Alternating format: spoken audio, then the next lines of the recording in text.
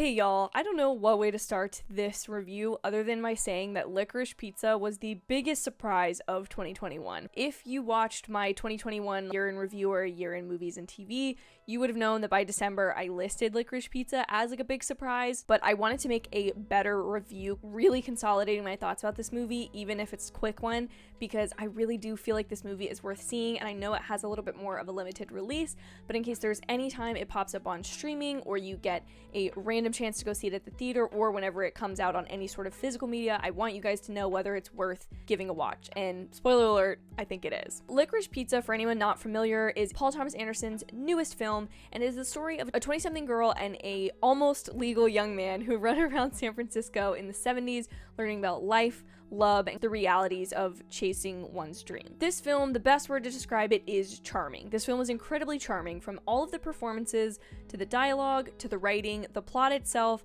and just sort of the overall vibe and feel of the film, from aesthetics to just the feeling you as a viewer get watching this movie. Charming is just the perfect way to tell it, and it's in a way that is a little bit less quirky than a typical like Wes Anderson charming movie, but one that I think is really reminiscent of Paul Thomas Anderson's earlier work with like Boogie Nights. I think this is very much in that vein, but I think it's also going to appeal to a lot of people who are fans of coming of age films like Lady Bird, because it has just that very raw emotional connection to what it feels like to be someone growing up trying to figure out their life. If you take the two leads of this film, I think you have the heart of what makes this film so great. Alana Haim, I said it in my other video and I'll say it again, she needs to be in the running for Best Actress in a Motion Picture this year. She needs to be in that conversation. She is incredible, and to me, and I don't know if it's just because I'm in a similar position as her, but watching her journey as a young woman trying to decide in her 20s what she wants out of life, what she doesn't, what is the easiest path, what's hard, kind of being back in her hometown, and simultaneously trying to seek approval while also trying to be independent of that.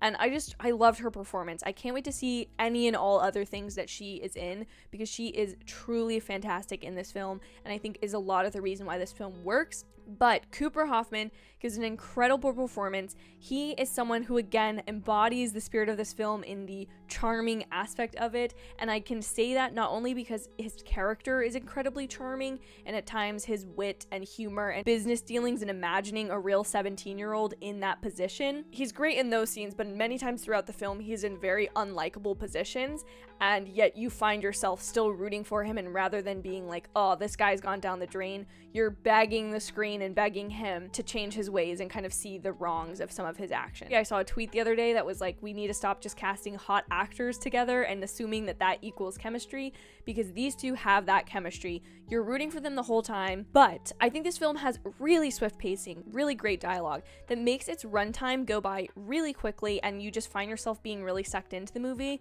Again, something else I said in my 2021 recap video, I put this movie on to watch it during this short viewing time span that I had, and I was going to have it on in the background, but it absolutely intrigued me from the very beginning, from the opening scene when Cooper Hoffman is walking backwards to talk to Alana Haim's character. I can't remember the characters' names, it's been too long since I've seen it, but when they're just having that back and forth, why she won't go on a date with him, or he's like in love with her. I just really like that, and it just perfectly captures being a teenager and feeling like you have the world at your disposal, you are invincible, and you are just gonna make things happen. Everyone else aside, and the will of the world is not your problem. You are gonna make the things you want happen, and I think that's part of what I loved so much about this movie. In that same vein, it very much to me, and this is really weird comparables that I'm using here, very much reminded me of La La Land in a almost if everything worked out perfectly, whereas La La Land is maybe the more realistic. I think this movie starts out being very realistic, and the ending is a little bit more of a fantasy.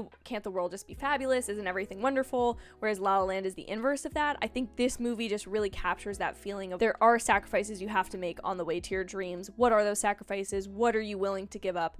And like, are you willing to potentially become the villain in the process? That all makes this film sound a little bit more dramatic than it actually is, but there's just so much emotion and comedy packed into this film that I was really blown away. This was one I really didn't have it on my radar before. I really didn't care to necessarily see this movie before. So if you get the chance to go and check out this movie, I highly, highly, highly recommend you do. Obviously, don't like blow the bank to go see it. I'm sure it will be out on DVD at some point or on a digital copy, VOD. You know, the world we live in, it's wild that what technology can do for us. Have you seen Licorice Pizza? If you have, please let me know what you thought about it in the comments below. If not, and you enjoyed this review, please like and consider subscribing, because I do movie, television reviews, as well as trailer reactions and all sorts of other media and entertainment related content that you do not want to miss. Thank you so much for watching this review. I hope you have an absolutely amazing day or night whenever you're getting to watch this, and I'll see you all in my very next video. Bye, y'all.